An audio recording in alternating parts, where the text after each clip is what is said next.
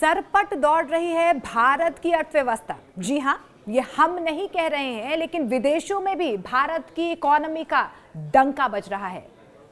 Indian economy के मुरीद हो चुके हैं विदेश की भी एजेंसियां, यानी कि मूडीज की तरफ से जो आंकड़े जारी किए गए हैं उसके बाद से भारत की अर्थव्यवस्था के लिए एक बहुत बड़ी खुशखबरी आई है। मोदी सरकार के विकसित भारत के उड़ान को और तेजी मिल रही है। अब दुनिया भी मान रही है कि भारत तेजी से बढ़ती अर्थव्यवस्था है। विदेशी रेटिंग एजेंसियां भारतीय अर्थव्यवस्था को लेकर पॉजिटिव बनी हुई हैं और इसी क्रम में ग्लोबल एजेंसी मूडीज ने अपनी रिपोर्ट में कहा है कि इंडियन इकोनॉमी बेहतर स्थिति में है।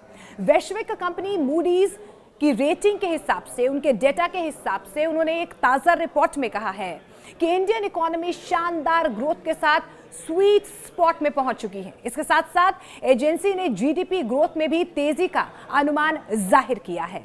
भारतीय अर्थव्यवस्था 7.2% की रफ्तार से आगे बढ़ेगी।